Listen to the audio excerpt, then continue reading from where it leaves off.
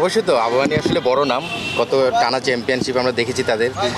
এবার একটু প্রেক্ষাপট চেঞ্জ হয়েছে, কিছু চেঞ্জেস এসেছে, বাট আমার কাছে মনে হয় যে সোফার এখন পর্যন্ত যেভাবে দলটা গুছাতে পেরেছি আলহামদুলিল্লাহ, আমি মনে করি যে চ্যাম্পিয়নশিপ তো আসলে বলে হয় না, এটা সময়ের সঙ্গে সঙ্গে জানা যায়।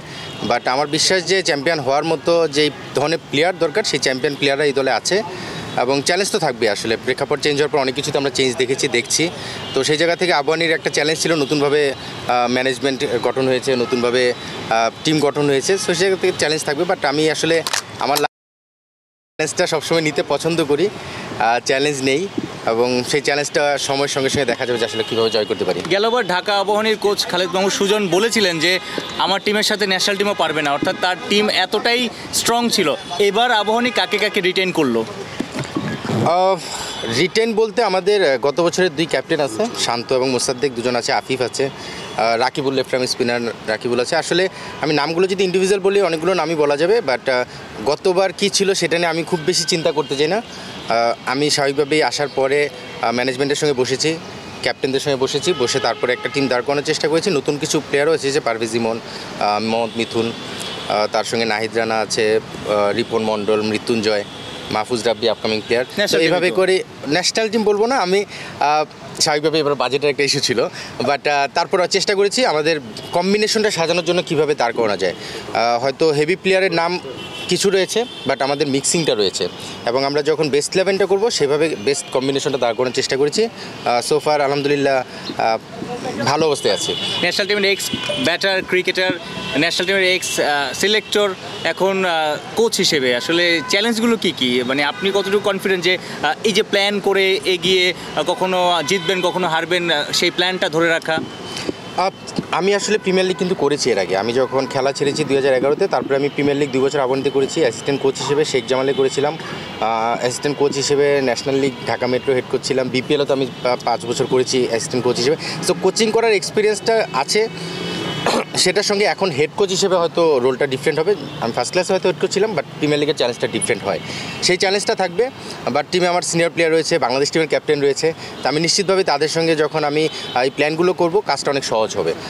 বাট আমি অগ্রিম আসলে এখনই কিছু বলতে পারছি না, বাট টিম কম্বিনেশন আমার কাছে মনে হয় আমার ক্যাপ্টেন থাকাতে, মোসাদ্দেকও আবাহনীর ক্যাপ্টেন্সি করে, সো 2 ক্যাপ্টেন থাকাতে আমার মনে হয় যে সেই জায়গাটায় আমার কাজটা অনেক সহজ হবে।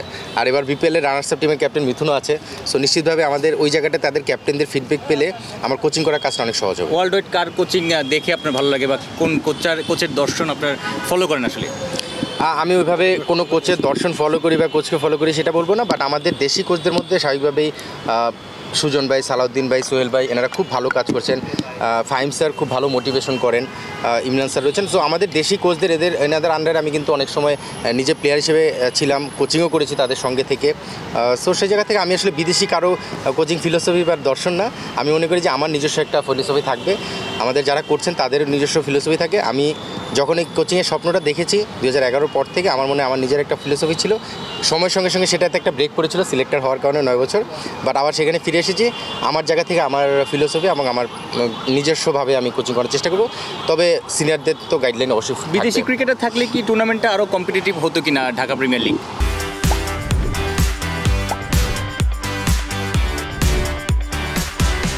হতো কিনা জানি না, তবে এটা আমি শিওর বিদেশি ক্রিকেটার থাকলে আমাদের অনেক প্লেয়াররা না নিজেদের পারফর্ম করার সুযোগটা পায় না। আমাদের কিন্তু এখন বিদেশি যেই মানের প্লেয়ার আসতো, আমি গত কয়েক বছর দেখেছি, সেই মানের প্লেয়ারের চেয়ে আমাদের দেশি প্লেয়াররা কোয়ালিটি আসলে খারাপ না।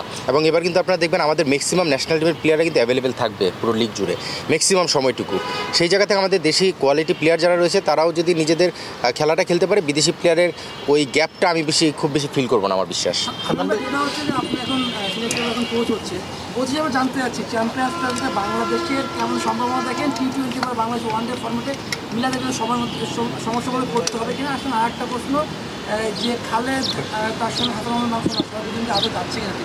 চ্যাম্পিয়ন্স ট্রফি নিয়ে আমি কোনো কমেন্টস করতে যাচ্ছি না, কারণ সেটা টোটালি ডিফারেন্ট একটা বিষয়। ওই আমি আসলে ডিপিএল এবং আবাহনী নিয়ে কথা বলার জন্য এখানে আসা। ভাই, ডিপিএল নিয়ে যদি আমরা থাকি তাহলে এবার দেখলাম যে অনেক কস্ট কাটিং হচ্ছে, অনেকটা আপনি বললেন বাজেটের কিছু Right, সমস্যা হচ্ছে right. প্রায় টিমে দু একটা টিম ছাড়া এটা আসলে কোনো প্রভাব ফেলবে কিনা আপনার কি মনে হয় যে এবার এই সিচুয়েশন কেন তৈরি এটা প্রভাব না, আমি বলবো যে আমাদের প্লেয়াররা কিছুটা স্যাক্রিফাইস করেছে, কারণ স্বাভাবিকভাবে যেভাবে তারা টাকা পেতেন গত আসরগুলোতে বা যেভাবে কন্ট্রাক্ট হতো সেই জায়গায় প্লেয়াররাও কিছুটা কম্প্রোমাইজ করেছে, কারণ দেশের প্রেক্ষাপট আসলে আমরা সবাই জানি। সেখান থেকে আর্থিক ব্যাপারটা এবার বিপিএলেও আমরা দেখেছি সিনিয়র প্লেয়াররা প্রেসিডেন্টের সঙ্গে ভারতের সঙ্গে মিলে একটা প্ল্যান করেছিল, ঠিক একইভাবে প্রিমিয়ার লিগেও ক্লাবগুলো এবং প্লেয়াররা সবাই যার যার থেকে একটা সমঝোতার মাধ্যমে কিন্তু আন্ডারস্ট্যান্ডিংয়ের মাধ্যমেই টিমগুলো গঠন হচ্ছে। সেখানে আমি আসলে সবাইকে ধন্যবাদ দেবো যে আসলে প্লেয়ার পাশাপাশি ক্লাবগুলো যে এই অবস্থায় কিন্তু অনেক ক্লাব ব্যাকফুটে চলে যাওয়া আবার ফিরে এসেছে তাদের জায়গা থেকে বেস্ট টিম করার জন্য। সো কিছুটা তো আর্থিক সমস্যা ছিল, সবার সহযোগিতায় সেটা সুন্দরভাবে কাভার করা গেছে। কোহনি ছাড়াও আরও দু একটা টিম ভালো করেছে, আপনি যদি মোহামেডানের কথা বলেন রূপগঞ্জ খুব ভালো টিম করেছে। Right. এই 3-4টা বাদ দিয়ে যদি আপনি দেখেন বাকি টিমগুলো খুব একটা প্রতিদ্বন্দ্বিতা থাকতে পারবে কিনা এটা নিয়ে আসলে সন্দেহ আছে। আপনার কি মনে হয় এই কয়েকটা টিমের মধ্যেই ঘুরে ফিরে খেলাটা হবে? না, স্বাভাবিক, আপনি যদি কাগজে কলমে নামগুলো এখন আমরা সোফার সবাই জানি এবং স্বাভাবিকভাবে আমি আবাহনীতে কাজটা গোছানো যখন শুরু করি অন্য অন্য টিমের সঙ্গে আমার কমিউনিকেশন হয়েছে, প্লেয়ারদের সঙ্গে কথা হয়েছে, বেশ কিছু ভালো টিম রয়েছে। আপনি যদি মোহামেডান বলেন, রূপগঞ্জ, প্রাইম ব্যাংক, শেখ জামাল যেটা এখন ধানমন্ডি ক্লাব, আমাদের আবাহনী, এই 5টা টিমের পাশাপাশি অগ্রণী ব্যাংকেও বেশ কিছু প্লেয়ার গিয়েছে আমি জানি। এই 6টা টিমের নাম কাগজে কলমে হয়তো আপনি সামনের দিকে উঠিয়ে আনতে পারবেন, বাট দিন শেষে সবাই কিভাবে খেলছে, ওই জায়গায় তাদের টিম পারফরমেন্সটা কেমন হচ্ছে সেগুলো বিষয় থাকে। অগ্রণী ব্যাংক এর আগে আমরা দেখেছি ভালো টিম করেও হয়তো সার্ভাইভ করতে পারেনি, আর বাকি যে টিমগুলো এগুলো আসলে বড় টিম কিন্তু সবসময়ই করে, এরা সবসময় সুপার লিগ খেলেই থাকে। তো সেই জায়গা থেকে টিম ব্যালেন্সিংয়ের জায়গা থেকে আসলে দিন শেষে মাঠে কে কেমন খেলে, আপনি যখন এই যেই টিমগুলোর নাম বললাম এই টিমগুলো যদি 11 জন সাজান তখন দেখবেন যে কোনো দল কিন্তু যে কোনো দলকে হারাতে পারে। তো সেই জায়গায় ওই দিনের খেলায় কে কাকে হারাবে এটা বলা কঠিন, বাট কাগজে কলমে বেসিক্যালি 4-5টা দল রয়েছে যাদের নাম আলাদাভাবে আপনি সামনে নিয়ে আসতে পারবেন।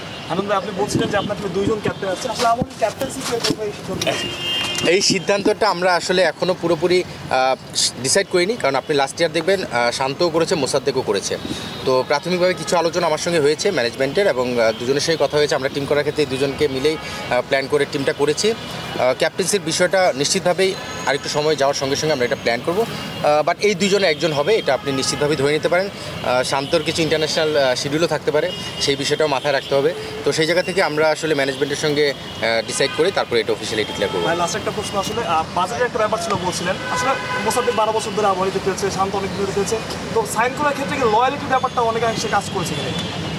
অবশ্যই করেছে এবং আসলে এই দুজন আপনি আবাহনীর আরও বেশ কিছু নাম হয়তো বলতে পারবেন, তারাও অনেকদিন যাবত আবাহনীর সঙ্গে ছিল, খেলছে, কিন্তু বাজেটের এই স্বল্পতার কারণেই কিন্তু আলটিমেটলি অনেককে কম্প্রোমাইজ করতে হয়েছে, মানে আমাদের ছাড়তে হয়েছে। আপনি সেই নামগুলো যদি দেখেন, লিটন বিজয় হতে পারে, নাইম শেখ হতে পারে, এরাও কিন্তু অনেকদিন যাবত এখানে খেলছে, ইভেন তাসকিন। সো সেখান থেকে বাজেটের যখন একটা কাটাছেড়ার বিষয় আসছে তখন দেখা গেছে যে আসলে কে কার সঙ্গে কীভাবে অ্যাডজাস্ট করবে। তো সেখানে শান্ত মোসাদ্দেক কম্প্রোমাইজ করেছে, বাকিরাও কম্প্রোমাইজের জায়গা থেকে সরে আসার চেষ্টা করেছে, কিন্তু টিম কম্বিনেশন সাজাতে যে ওই বাজেটে কিছুটা অ্যাডজাস্ট করতে হয়েছে। বাট আমি সেটাই বলছিলাম যে আসলে অনেকে আমাদের প্লেয়ারদেরকেও থ্যাঙ্কস দিতে হবে, তারা সেখানে সেই লয়ালিটি বা আপনি যদি বলেন তাদের যেই মানে টিমের প্রতি একটা ফিলিংস বা ভালোবাসা সেই জায়গাটা এখানে শো করেছেন।